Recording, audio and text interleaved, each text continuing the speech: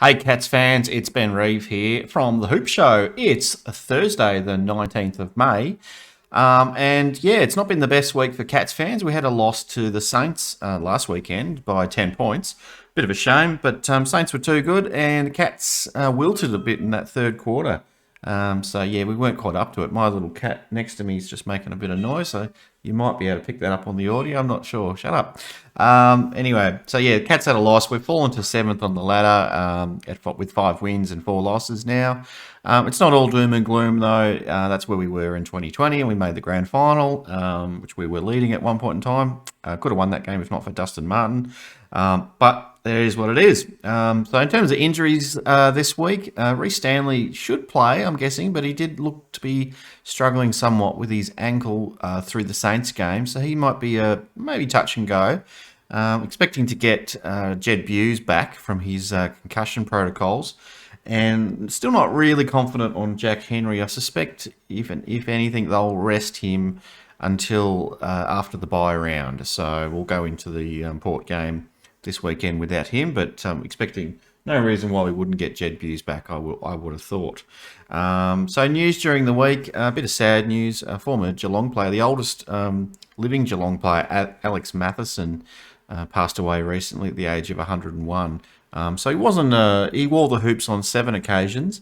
Bit of family connection to the club as well. I believe his uncle played for the Cats for a bit as well, but he's a Geelong boy, so thoughts to his family and friends. But yeah, and in other news, it's good to see Toby Conway and Flynn Kruger. I'm not sure if it's which way it is yet, but those two boys are getting their first taste of footy in the VFL team this year. So I'm really looking forward to seeing what they can produce. I think both of them won't. I can't imagine any of them playing AFL this year. But yeah, it'll be interesting to see what they're all about, and look forward to seeing them get some opportunities potentially next year. Let's wait and see. But I'm actually not sure where the VFL team's playing. I'd love to check it out on TV or get along to it if it's pretty local, but we'll wait and see on that one.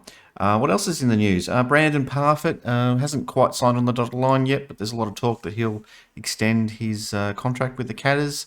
So that's good news for the Cats. I'm still hoping that Parfet will take that next step with his AFL career. He looks like he's plateaued somewhat. He's still quite young though, so I don't want to be too hard on the guy. But love to see him just take a little bit more of a step in that direction to become one of the AFL elite players. He looks like he's capable of it at times, but then yeah, he just sort of disappears every other week or throughout games. So anyway, happy that he's getting a contract extension anyway.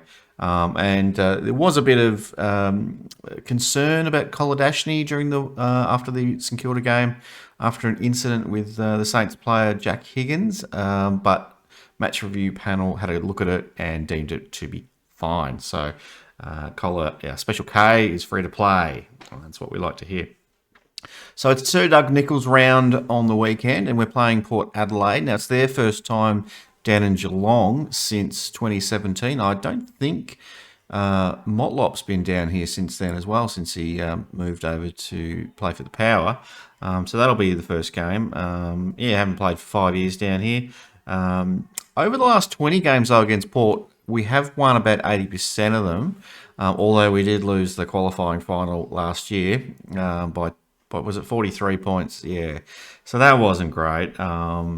Yeah, and look, honestly, if we're playing Port this week, can we not kick it on top of Alia's head like we did in the qualifying final? That'd be great.